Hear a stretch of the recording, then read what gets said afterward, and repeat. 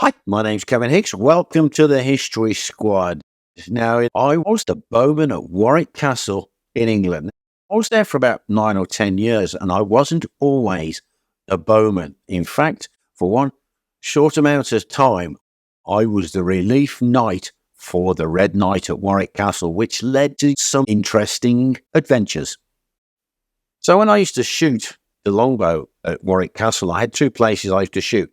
The main one was across the front lawn of the castle. Just as you come in, you walk around the front and go over what used to be the drawbridge. That was where I did my main shooting. The other one was behind the castle, and I used to shoot across the River Avon at a target on the other side there. But the main shooting arena, it was great. I had it all roped off. I had guards, security on either side, just watching the crowd, which was a problem. I needed three security. One to stand on the bridge and look along the ditch. Now, the ditch was about 20 feet across and about 15 feet deep.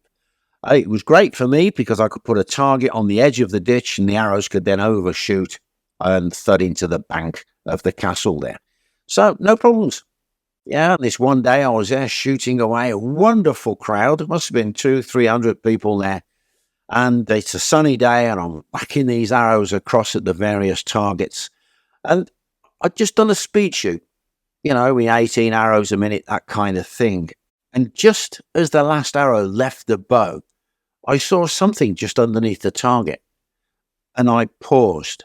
I got another arrow on, ready to do another shot, when I realized there was actually somebody under the target. I called a stop. The crowd now are looking, and it's all on the loudspeaker system. And I called to the security. I said, "Is there somebody behind the target?" When they turned round, to our horror, there was an entire family of people who were visiting the castle, and they had actually gone over or under a rope at the beginning of the ditch that goes around the castle. They'd ignored the sign, no entry, and they'd come all the way round this deep ditch. Nobody had seen them. And when they got underneath the target, my arrow started flying straight above their heads, thudding into the bank behind them. They had gone to ground, absolutely terrified. None of the guards had seen them. As they just saw something popping up, it was actually the father was just looking to see where the arrows were coming from, which in my view, I'd have just kept low and hugged the ground. But fortunately, I saw them and nobody was hurt. But it just goes to show people don't appreciate how dangerous these things are. And of course, very often a rope barrier across somewhere with a no entry sign isn't enough to keep the people out, to keep the people safe. So for this story, some of you may recognize this chap here. Now, this is actually my fourth head that I've had. My original one at Warwick Castle was actually a gift from the Madame Tussauds people, made of wax with those incredible eyes. And I'd figured out how to get the arrowhead out of Henry V when he was the prince and do the whole thing live after I'd shot my arrows. And so there I am, and I've got the head. I've just finished, a big audience there. We're having a great old time. And I'm about to put all this together. There's blood inside the hole inside the head. And in front of me was a double row of very young, what we call in England, public school girls. These are all prep school girls. Let's get that right. And there they were, 5, 6, 7 years of age. Their straw boater hats, lovely blazers, checked blouses and kilts. And it was all lovely. And there they said, and I'm about to squirt blood everywhere. And I looked at these little children and I thought to myself, ooh, this might be a bit violent, as I shove this in there and the blood comes pouring out. A bit too much, I thought. And so the teacher, standing next to these lovely little school children, I can only describe her as a Miss Jean Brody kind of a character. And I said to her, I said, "Excuse me, miss." I said, she'd even got me calling her miss. "This is going to be bloody. There's going to be blood spurting out. Are your young ladies going to be okay?" "Oh, my girls will be fine." And there were even people from the audience who were looking at her as if to say, wow. And there was another teacher there. She's nodding. "The girls are going to be fine." So I thought, that's it. I've warned them. So I get stuck in, the arrows in there, and I plunge in the arrow extractor, blood flows everywhere. It's good. And then there's a thump. All the little girls are fine, but the Miss Jean Brodie had passed out. We didn't know quite what to do because as she hit the ground, her legs came up, revealing her underwear, which was actually all the way down to her knees. She was wearing knickers, but the little girls want me to carry on. So the medic is called and the little circle is made around Miss Jean Brodie whilst I continue on with the performance for the sake of those lovely young ladies. They'll all be grown up now, and I wonder if any of them ever remember the day that Miss passed out. Now, as things got progressively better at Warwick Castle for entertainment for the public, they introduced a falconer. And this falconer, Chris, he was from near Blackburn up in Lancashire there. He was superb. He had the biggest birds of prey I'd ever seen, golden eagles, and he had this vulture called Jack, if I remember correctly, who'd fly around and he'd lull up and walk towards people. I says, one day, I says, that vulture there that you've got, oh, yes, the leopard-faced vulture. I says, he looks as if he's going to eat people. He says he would. If I let him go, he'd go straight for them. And we laughed. And he says, I've got a new bird. He says, I'm going to introduce him next week. Would you do me a favour and stand by in case there's a problem with him? I says, yeah, of course I would. It's after my show, no problems at all. I says, what bird is it? He says, it's an Andean Condor. I had no idea what an Andean Condor was. I says, is it as big as an eagle? And he said, oh yeah, it's just a little bit bigger. Let's try twice the size at the very least. I'd never seen one of these beasts and I wasn't prepared. So during the show, there he is. He's Jack, the vulture, wobbles along, the falcons go here and there. Absolutely fantastic show. And then he brings out this enormous bird. The wingspan. I couldn't stretch out for the wingspan of this bird. And it looked angry. And Chris has got it on his arm and he's holding this thing and he launches it up in the air. Does a double swoop around the arena. People go, whoa, goes across the river and then won't come back. He's showing it the meat and all this kind of stuff. This thing, it basically stood the other side of the river up against the castle. And you imagine a bird putting his rings on his hips and saying, no way am I coming back to you. So Chris finishes the show and he says to me, would you just pop over and keep an eye on the bird? I went, yeah, no problems at all. So my bow and arrows away. Great. Off I trundle. Robin Hood with just a sword. And there is this Andean Condor. And when I got close to it, I suddenly realised, oh, it's almost as tall as me when it stands up.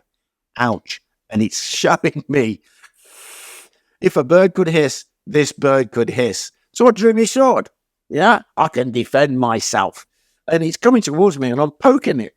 Yeah, don't come near me. I don't want to hurt the bird and I don't want the bird to hurt me. And then as I did this, the bird grabbed the blade of my sword with its beak and just turned. My wrist is turning as hard as I could. I'm trying to force it back against this bird. I hadn't realised just how strong this bird was. Of course, it lands on a prey, it'll kill it, and it could tear open the hide of a beast, couldn't it? And then rip out all the organs.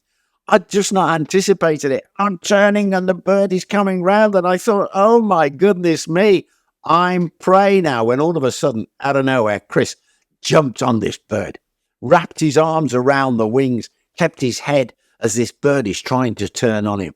He manages to get it into its cage, shuts the door. Both of us were breathless, but he smiled. He says that was his first day. Impressive. No problems there.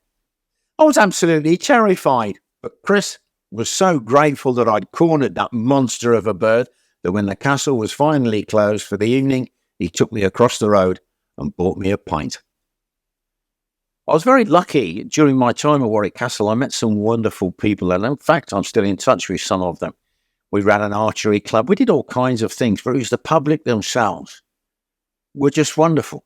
And I remember one occasion, there was this lady there. She was with her husband and her family. And she says to me, what do you keep in there? And she pointed towards what I had on my belt. And I said, oh, this is my belt. No, the other pouch. And I went round to the other side. She says, no, not that one. And she pointed dead centre of my groin, shall we say.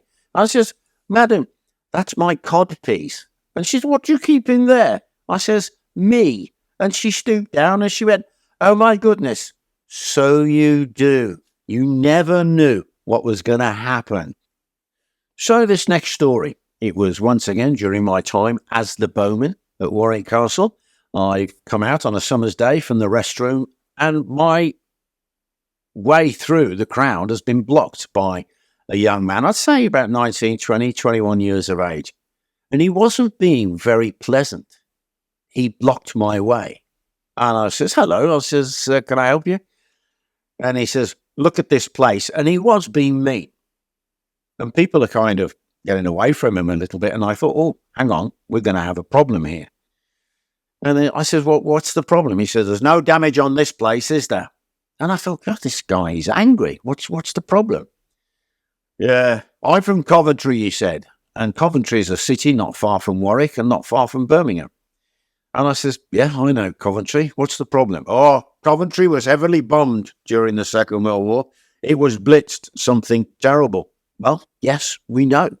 It's one of the big things of the Second World War locally. But so was Birmingham bombed. And I didn't tell him that my mother and father were in the blitz in Birmingham. They were under the bombs and my grandfather was actually in Coventry when it was blitzed. I didn't tell him any of that. And I said, "Well, what's the problem?" He said, "Well, they didn't bomb this place, did they?" I said, "Well, no." I said, "It's a medieval castle." I said, "But I'll tell you what they did do, those German bombers. During their daylight raids, they used Warwick Castle as a point. They could turn slightly right for Coventry or go straight on for Birmingham." Oh, he didn't like that. And he's going on a little bit, and I thought we're going to have trouble. But then sometimes there's a little devil gets into Kevin. So I looked this guy straight in the eyes, and I says, "If you don't mind, my father was in the Blitz during the Second World War," and walked off. I walked around him, and he's following me. "So what did your father do in the Blitz?" And I wouldn't talk to him. Now I've got the mic switched on. I'm going to my show. We're almost on the East Front here, and this guy's going, "So what did your father do in the Blitz? What did your dad do in the Blitz?" And then he stood in front of me. "So what did he do in the Blitz then?" I says, "You really want to know?" He says, "Yes, I do." I said, "He was a bomber pilot in the Luftwaffe." And the guy just stood there with his jaw hanging down. And I walked on and carried on with my show. When I'd finished, one of the security guys come over to me and they says, "Kevin, you could be a right so-and-so. My mom said I sometimes have the devil in me." Well, on that day, I just wasn't in the mood for him. Now, for a short period of time, I used to act as the relief for the Red Knight at the castle there, John Mayne, great guy. And the idea was I'd ride this horse around gently, and then at the one end, the west end of the courtyard, I would tell some rousing story of knights of old and that kind of stuff. It was great. I'd done some rehearsals, some practice. The horse had been around. But the horse had got a sense of humour, I'm sure. Had a sense of humour. Because I've reversed him in, all is fine. I'm standing in the stirrups. I'm giving the story. There were hundreds of people in front of me. Hundreds watching the Red Knight. I'm sure half of them were there to see Kevin fall off the horse, but hey. So I'm standing in the stirrups, and I used to jink the horse back a little bit to keep his head up. I'd look at the sun, at the silhouettes there, my shadow, to see the dressing of the horse, to make sure all was right. And every now and again, its hoof would strike the cobbles there. It was lovely, and I've got the sword up. And I look down at my dressing, and I'm thinking, great, everything is fine. Then I noticed there's something hanging down from the horse. Oh, no. He's going to have a wee. He is going to empty his bladder on the cobblestones. As I look down and see his enormous coming down, I felt something touch my leg. As I looked to my left, the security guard wasn't there. He'd moved. Instead, there was a family of visitors from foreign fields right across the eastern part of the world. And they were hanging on my stirrup. I have a horse that actually bites occasionally. I'm trying to do a performance. The security guard is over there. The horse has dropped his willy, shall we say, and then he lets his bladder go. It was like a fire hose, splashing urine everywhere. And this family now are standing there. Their little children are getting wet from my horse, and they stand back as if they have just taken the torrent. The security guard turns, he looks, he goes, "Oh, my sword is still in the air." The audience are laughing their heads off, absolutely roaring at the predicament I am in, when the horse lifts his rear end up comes his tail, and I swear that the horse, his name was Drummer, turned and looked to me, and I'm sure he smiled as he let go the biggest fart of wind a horse could do. I've still got my sword up, but I felt it went limp a little bit as the horse goes.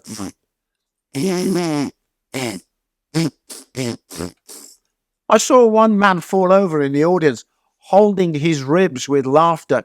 The family are still there. When Drummer, bless him, let go the biggest stream of horse diarrhea you could ever imagine, covering the hedge behind us and speckling this very gentle family from far across the world. He then shook himself. I put the sword away, and I said to the audience, "Why? To the trebuchet. Let us move." And they parted, as Drummer and I gently walked away. As I looked down, the gentleman on his back with his hands on his ribs just simply cried out, "No more, please." So, my time on Drummer the horse at Warwick Castle, it was short-lived, but I must admit, we did have some adventures. Well, I hope you enjoyed that video of ours, some of those stories. If you did, like, share, and subscribe. And if you'd like to support the channel further, why not have a look at joining our Patreon community? The link is in the description. Now, before I go, I'd like to give a shout out to some of my Patreon members. We have Alex Long, James Tanner Godwin, and James Alt. Hey guys, thanks a million. Bye for now.